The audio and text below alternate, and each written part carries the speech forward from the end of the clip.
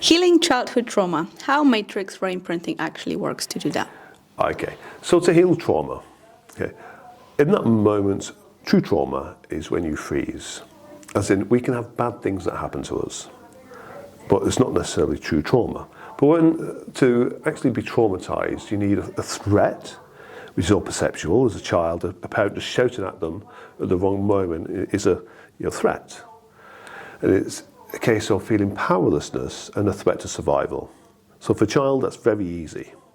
For an adult, it takes much more. Maybe a car accident, or you're being attacked, or So we have the big traumas, life-threatening traumas, and we have the traumas where it's just a perceived threat to our survival. But in that moment, we can't fight back. There's a perceived threat. We're powerless, can't fight back. We can't escape. We freeze, and that creates the trauma. And with that, we always make a belief, a decision at that time. It's important. It's like the antelope on the plains of Africa. It's got one chance to learn that the lion will kill it. So in that moment, it's got to make a decision that, lions are dangerous. So we make the same kind of decisions. I can't trust people. The world's dangerous. I've got to. I can't speak my mind. I can't be who I am. It's not safe to be me. One of potentially hundreds of beliefs. So the way Matrix works is you have the trauma and you have the belief. So we go into the memory and we step back into the memory, send our consciousness back in time to what we call the echo, which is basically every bit of information that happened.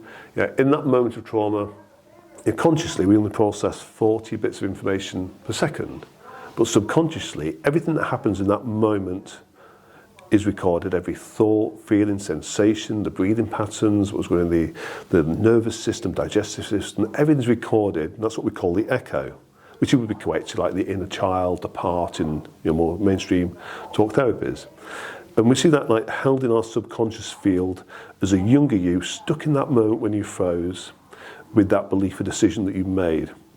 So with matrix reimprinting, we send our consciousness back in time, literally as if we're stepping back into that moment to work with that younger self that's actually is very real, energetically.